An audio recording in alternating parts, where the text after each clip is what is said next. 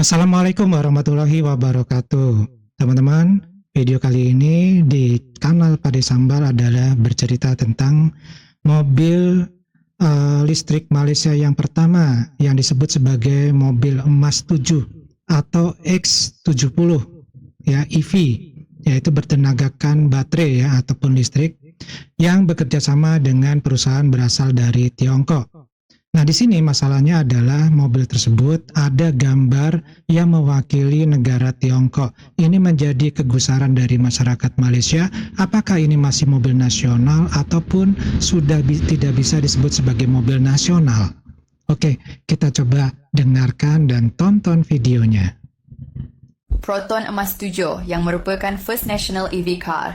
Kita dihadapkan lagi dengan kontroversi sebab stiker kecil dekat depan cermin. Stiker tersebut adalah gambaran atau logo Hangzhou City, satu tempat from China betul. yang juga merupakan headquarters Geely. Ramai netizen share rasa kecewa sebab mengharapkan desain yang lebih lokal untuk EV pertama Malaysia. Orang social media personality Joe Najib Said yang dah bertahun-tahun Geely and Proton bekerjasama dalam pembuatan Proton Emas 7, lemen seperti ini perlu ditukar menjadi ikon seperti KLCC atau Menara KL yang menjadi identiti Malaysia. P would make sense dari standpoint of cutting manufacturing costs as some yang cakap dalam comments. Diingatkan yang Proton Emas masih CBU dan bukan CKD yang bermaksud ia dipasang di China dan diimport ke Malaysia. Apa pendapat anda tentang detail kecil ni? Adakah ia memberi second thoughts dalam pembelian? For more news pasal EV in Malaysia, follow and like EV Sifu.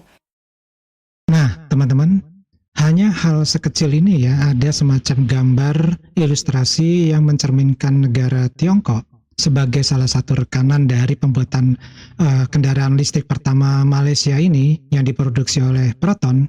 Ini menimbulkan keraguan apakah ini mobil nasional atau bukan, karena ini dianggap sebagai suatu hal yang mengganjal gitu ya di hati para penggemar kendaraan Proton di Malaysia yang merupakan kebanggaan nasional.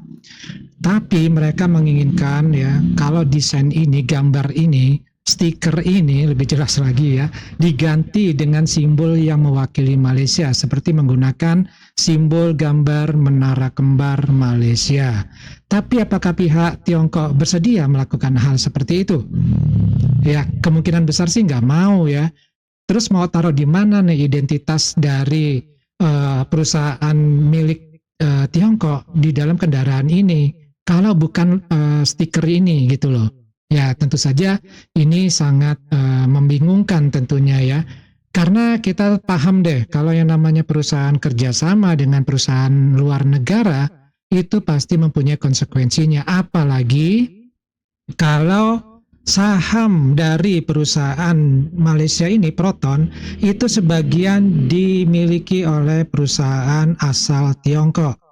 Nah, jumlah persennya berapa nih yang dimiliki oleh perusahaan dari Tiongkok yang dimiliki oleh Proton, yaitu sebesar 49,9% ya. Saham Proton dimiliki oleh perusahaan Geely yang berasal dari Tiongkok. Namun walaupun di sini bukan pemilik saham mayoritas perusahaan Tiongkok ini, tapi dari kerjasama yang dibuat, perusahaan Tiongkok ini memegang peranan yang sangat penting, yang sangat dominan di dalam merancang, mendesain, bahkan untuk membangun dari mobil EV pertama dari Proton Malaysia ini.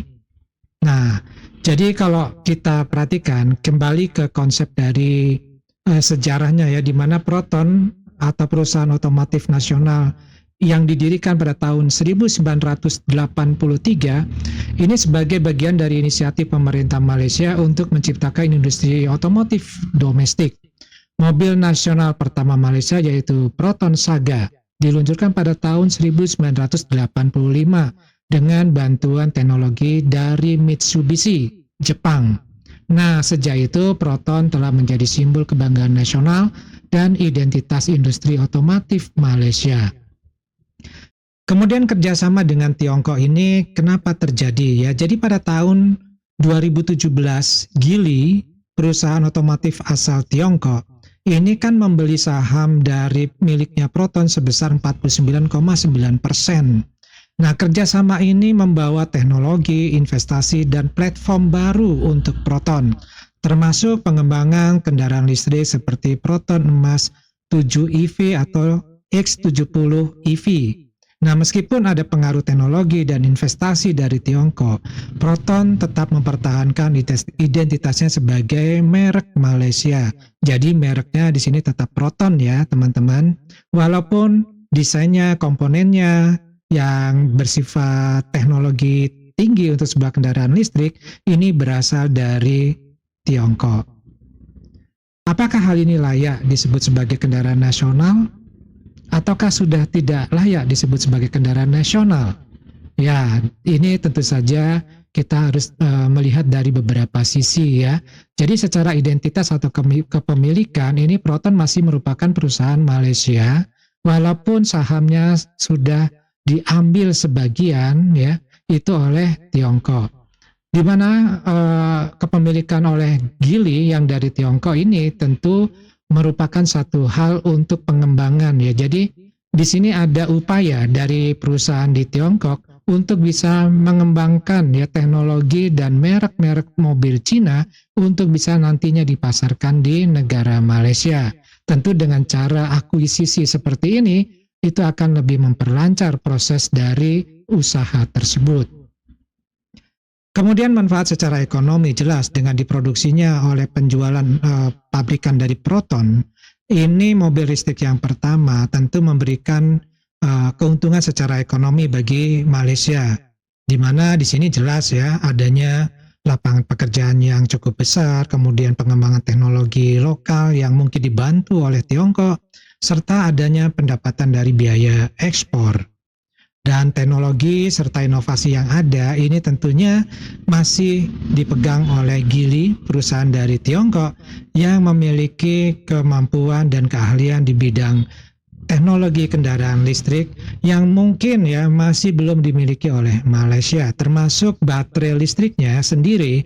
Setahu Pade, Malaysia belum mempunyai pabrikannya ya. Nah, gimana kalau misalkan baterainya sendiri ternyata berasal dari pabrikan di Indonesia? Tentu ini menambah semakin galaunya masyarakat pecinta Proton di Malaysia. Apakah ini produk nasional atau bukan? Ya. Nah, perspektif dari nasionalisme atau bukan ini kembali ke era globalisasi, di mana kerjasama internasional dalam suatu industri otomotif itu adalah hal yang umum. Banyak ya mobil nasional di berbagai negara itu melibatkan kerjasama dengan perusahaan asing. Misalkan Toyota yang dianggap sebagai mobil nasional Jepang, ini ternyata itu bekerja sama dengan beberapa pabrik yang berasal dari negara yang berbeda. Jadi di sini kita pernah ribut-ribut ya bahwa kendaraan nasional itu komponennya, kemudian desainnya, kemudian apalagi mesinnya, kemudian juga komponen yang di dalam kendaraan tersebut semuanya harus 100% dari negara tersebut. Tapi negara mana yang bisa melakukan semua ini? Ini masih sangat jarang, kecuali mungkin negara Italia ya, kemudian apalagi Perancis mungkin bisa melakukan hal itu semua, beserta Inggris ya. Inggris ini dengan kendaraannya yang notabene sangat legend ya, Battle, ini semuanya dibuat sendiri ini oleh Inggris ya, sepertinya 100% gitu. Nah, sekarang berkaitan dengan kendaraan yang ada di Malaysia yang diproduksi oleh Proton, apakah layak disebut sebagai kendaraan nasional untuk yang versi pertama kali, yaitu mobil listrik yang disebut sebagai mobil Emas 7 atau X70 EV. Nah, ini kembali lagi ke bagaimana ya masyarakat untuk bisa menerima ya apakah ini menjadi kebanggaan sebagai produksi nasional atau ini masih diragukan karena komponennya sebagian besar masih diproduksi oleh negara lain, terutama yang berasal dari Tiongkok. Apalagi di dalam aksesorisnya ada di situ ya minimal sebuah stiker yang menunjukkan dari lokasi ya di mana pabrikan kerjasama dengan Tiongkok yaitu Geely itu berasal. Nah, tentu ini yang menyebabkan warga Malaysia sendiri bertanya-tanya, menurut teman-teman gimana nih? Layakkah mobil listrik pertama Malaysia yaitu Emas 7 disebut sebagai mobil nasional? Ya, tulis di kolom komentar, ya. Nah, dari sini kita bisa melihat bahwa Malaysia pun dari pertama membuat mobil Proton, kendaraan Saga, ya, ini pun sudah bekerja sama dengan Jepang. Artinya, mulai dari komponen, teknologi, dan lain-lain, itu tidak 100% dibuat, ya, didirikan dan diolah oleh negara Malaysia itu sendiri, ya. Kemudian beralih ke kendaraan listrik yang sekarang, ya. Ini pun ternyata kerjasama, bahkan sahamnya, ya, ini 49,9% itu dikuasai oleh Tiongkok. Jadi kira-kira gimana ya? Kalau misalkan perusahaannya itu masih 100% milik negara Malaysia, mungkin masih bisa ya menjadi kebanggaan. Ini adalah produk nasional. Ini masalahnya sahamnya aja sebagian besar, ya, ini sudah dimiliki oleh negara lain. Kira-kira bisa nggak disebut sebagai kendaraan nasional? Karena intinya sebenarnya kendaraan nasional itu adalah kendaraan yang harusnya diproduksi oleh perusahaan yang berada di negara tersebut, yang sahamnya adalah milik negara tersebut, apakah milik pemerintah, apakah milik swasta. Jadi tidak ada kerjasama dengan negara yang lainnya. Ini aja dulu yang menjadi panduan. Yang kedua adalah bahan baku. Bahan baku yang dipergunakan ini apakah 100% menggunakan bahan baku dalam negeri atau ada juga bahan baku yang harus diimpor. Kemudian teknologi. Ini pun apakah teknologi yang digunakan 100% berasal dari negara tersebut atau teknologi tersebut ya masih harus impor dari negara lain.